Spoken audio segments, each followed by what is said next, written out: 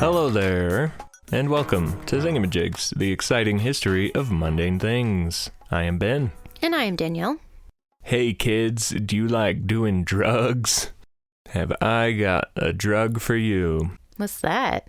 It's green and leafy. Okay. Some people just grind it up and consume it as is. But I've heard you can make edible items from it in tea. It is called, commonly, catnip. We had you go in there for a second, didn't we? We all know what you thought. We're going to talk about catnip today. We are roommates with a lovely specimen. She's pretty short. She's got black fur and green eyes and no tail. I don't like to say that we own her, because anybody who owns a cat knows that you don't really own a cat. You live with a cat. Or should I say the cat lives with you? It depends. Some people live with their cat. Some people's cats live with them. I like to think that Ophi views us as equals. And she's here with us today to talk about her experiences with today's topic. Ophi, would you like to introduce yourself? We don't speak cat, but through the power of AI, we were able to translate and bring to you this paragraph that she had spoken to us previously. Hello, my name is Ophelia Clark. I'm here to talk to you about catnip. My roommate at university grew it in the house. And I don't know if you guys have had fresh grown catnip, but it hits different. These days, I only use the dried stuff. And I get my catnip from reputable dispensers. Controlling my intake is easy since I don't have thumbs and I can't open the bottle. But I like to indulge on the weekends after a long week of chasing bugs and training to beat the world catnapping record. It's amazing, isn't it? That wasn't just a goof. We do actually have a cat named Ophi, and she does love catnip. She likes to roll around in it and then hit her ball twice and then take a nap. She gets very excited when we open the cabinet that has her special bottle in it. Fortunately, she is one of the 70% of cats that have a reaction to it. Not all cats do. 30% will just not be interested in it at all. The other 30% stay in school and say no to drugs. Something about genetics. Yeah, they just don't have the catnip gene. I'm guessing it's similar to how you have the soap cilantro gene, and I don't. All hope is not lost, though. There are other plants that have the same effects on cats. You can try silvervine. Never heard of it. That one was mentioned a lot, and I haven't heard of it either until I got into all of this. Let's go back in time, because people have known about catnip for a really long time. Anytime we talk about something that was discovered instead of invented, we always go as far back as writing makes possible. And you know who loved writing about things? The ancient Egyptians. In this case, it's the Romans. Oh. But briefly, I do want to talk about the Egyptians. Jesus. For as famous as they were about adoring their cats, there was not anything written about catnip. The general consensus is that they knew about it and they were some of the first to give it to their cats, but it's not documented. It's kind of weird. I find it very weird. These people worshipped cats and they didn't write about the time that little Bastet rolled around and acted like a floofiest ball in the land. I looked up Egyptian names for cats and Bastet came up. I guess it could be Bastet. But the first notable use of catnip was by the Romans. It's also probably where it gets its name, Nepeta Cateria. She sounds hot. Nepeta was a Roman city. It's called Nepi and it's in Italy, which I think is fun. I want to go there. But the people there were well known for using catnip in their cooking, medical treatments, things like that. It would be in their herb gardens, but it did not grow naturally. It's native to Europe, Asia, and Africa. It was later brought to North America, and it does grow well here. America #1. I believe catnip was initially more for us, though. We liked using it to treat various things. We could make it into an ointment, and that stuff could be slathered everywhere. We put it on our hemorrhoids as a hemorrhoid cream. I don't know about you. Well, I don't either. I don't suffer with hemorrhoids. but it was used for all kinds of skin ailments, like scabies or scruff. Did it work? I can't imagine. But if my mom would have known about catnip for scabies whenever my family was going through the great scabies epidemic. Y'all would have been getting zooted off of catnip? Yeah, instead of putting garlic in everything. Oh my gosh, we had so much garlic. Does garlic work? No, I can tell you from experience, garlic does not work.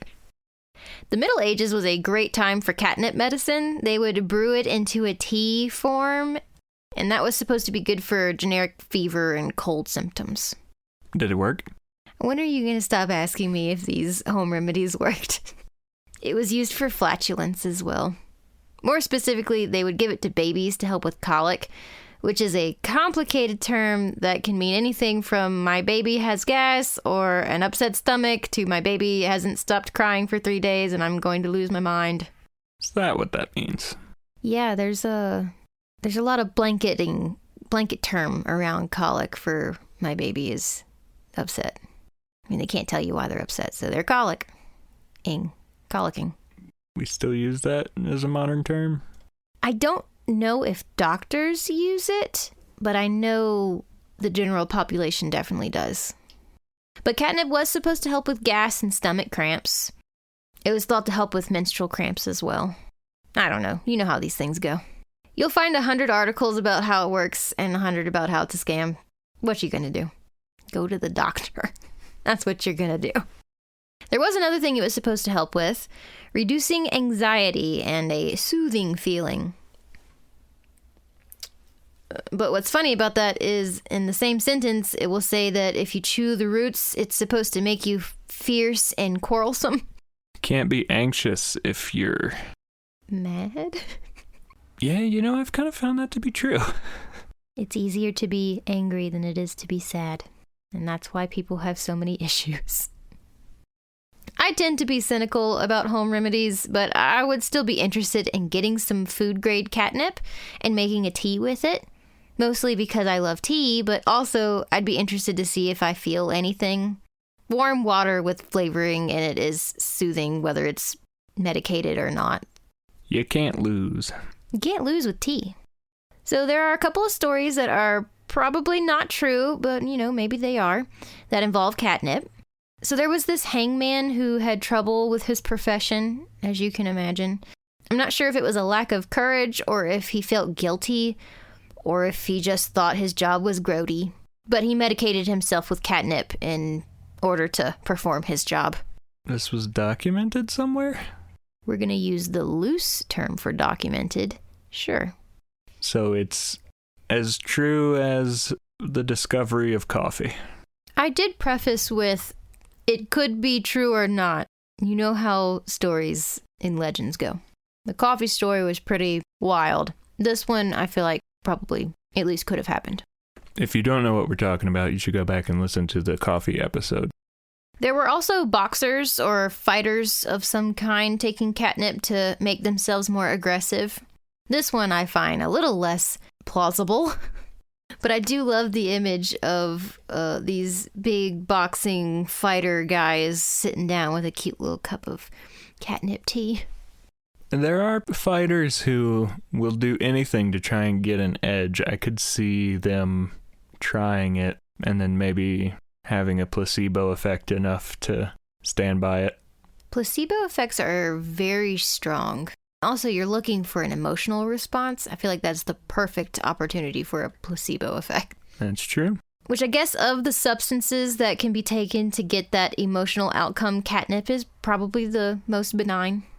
I would be interested to ask the hangman guy if he was taking it to achieve the aggression or the soothing sensation, though I feel like either one of those probably would have been helpful. Cats, however, absolutely do have a reaction from catnip, and it does affect them all slightly differently. Some will lick and eat the plant and zone out, very mellow looking, and some will get very playful and roll around, maybe play with a toy that they would normally ignore, especially if that toy is now covered in catnip. Some cats do become very aggressive. Maybe those cats shouldn't get catnip too often. And like I said, about 30% won't react at all. It's kind of funny. Ophi reacts in pretty much every way except for aggressive. She gets real hyper and she rolls around in it and licks it, and then she gets real mellow. She has herself a good catnip nap. A nip nap. A nip nap. As they are well known. But why, I think, is the pressing question here. So in 1941, Samuel McElvain, or McIlvain, not really sure, at the University of Wisconsin discovered a chemical called nepetalactone. Yes. McIlvain and his nepetalactone. Know him well. Know him well. This oil mimics the pheromones that cats find so attractive, if you know what I mean.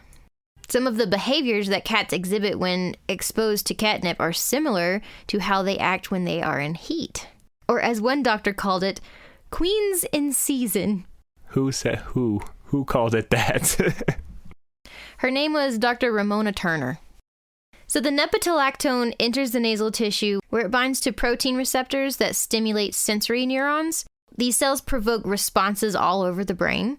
Portions of the brain that control emotional responses, the hypothalamus, which is like a central hub that controls everything from emotions to hunger, which I would argue that hunger is an emotion. That's proof right there. It goes into portions of the brain that govern behavioral responses, and all this information stimulates the pituitary gland, creating a sexual response. Meaning the cat reacts to an artificial pheromone. This whole weird phenomena is why your sweet little kitten doesn't react to catnip until they reach about 6 months, because they have to go through puberty and reach the sexual maturity in order for this very complicated chemical reaction to take place in the brain. Funny enough, on the other end, sometimes cats will stop responding to catnip as they get older, which I have to assume is their body moving away from sexual prime and their brain only being able to process bingo cards. I joke, but sexually transmitted diseases are rampant in our elderly retirement homes. Proof that post-menopause can be fun. Dude, I am so excited to hit menopause. I've got like 25 more years, but I look forward to it. In fact, I'm going to make a little countdown on my phone. Let's hear you say that after the hot flashes start. Well, as long as we stay in Utah, it'll be fine. The effects only last about 10 to 15 minutes, and then it won't happen again for at least 30 minutes to an hour.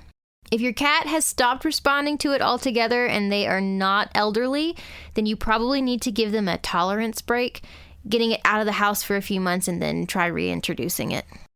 The Japanese conducted some studies on silvervine, which is not related to catnip, but the two plants do emit very similar structural compounds. They isolated the chemical nepetalactol that closely resembles the active chemical in catnip and found that when the cat sniffed it, it would react with their opioid reward system and produce a stoned-looking cat.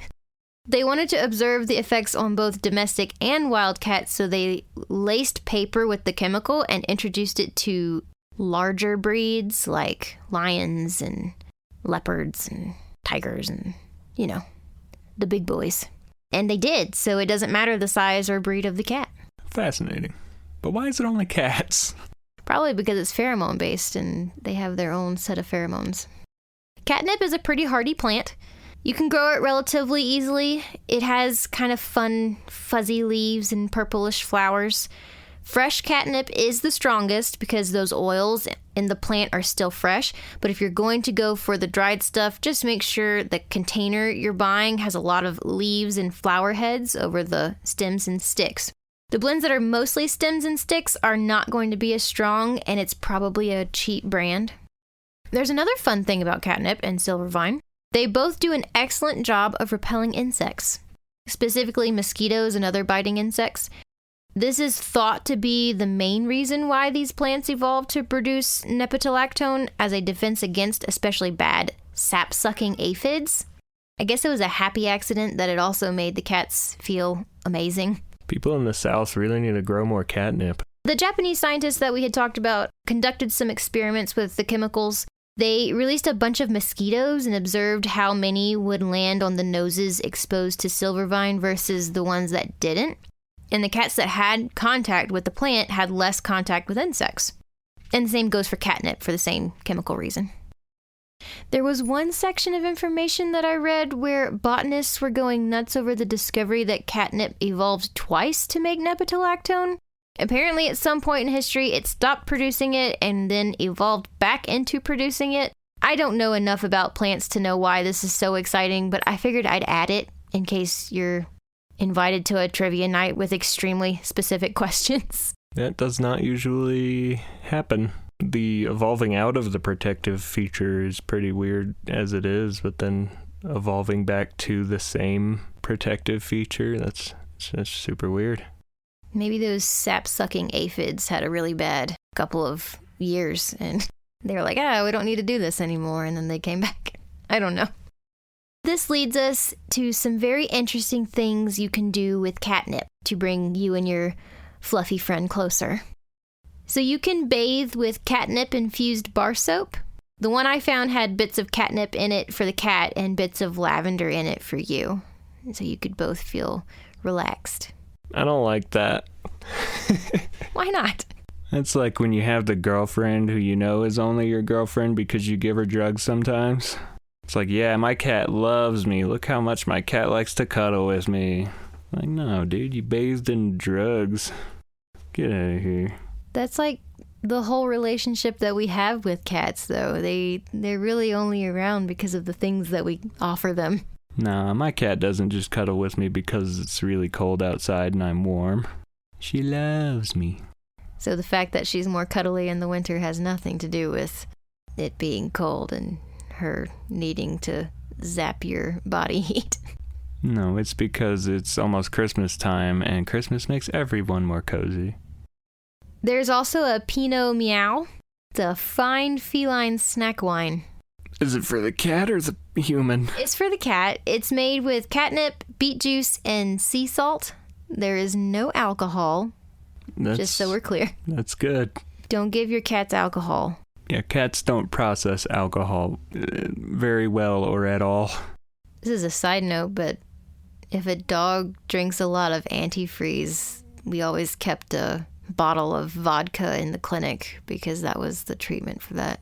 It's probably just what the doctor told you. The company that makes this wine asks, and I quote, "Why drink alone?"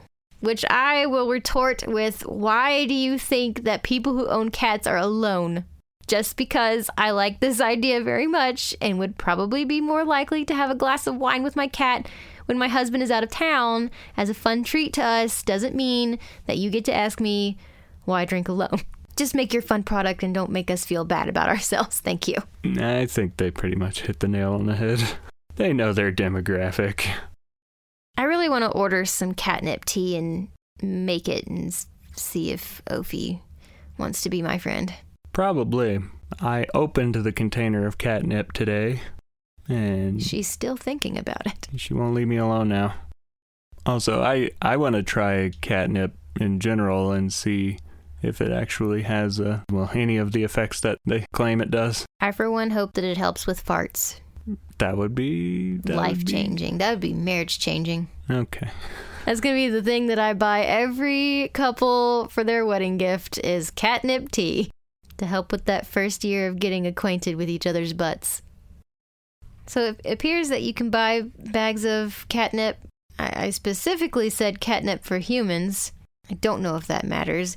Maybe I can just fill my tea-ball up with her catnip and see how that goes. I'd say if you wanted to try it, just grow a plant or buy a plant, because that would probably be the best way to actually see if it has any effects, because it's so much fresher. And also, it'll keep the mosquitoes away. I was thinking about growing some this summer. I don't know if Ophi will let it grow, though. Is she going to attack it as soon as it starts sprouting? Yeah, you'll probably have to find somewhere where your cat can't immediately destroy it. Well, I reckon that's the end of our show, partner. Why did you get Western on us? Do you have a cat? Does it like catnip? Or is it a part of that 30% that doesn't care? Have you ever tried catnip? How was it? How'd it make you feel? Make sure to let us know. I'm super curious if it actually has an effect. Thanks for sticking around through this episode of Thingamajigs and this exciting history of a mundane thing. Don't forget to grab a goose and get your pets spayed or neutered. Oh, yes, that's very important. It can help prevent various types of cancers. Good night, everybody. Nah.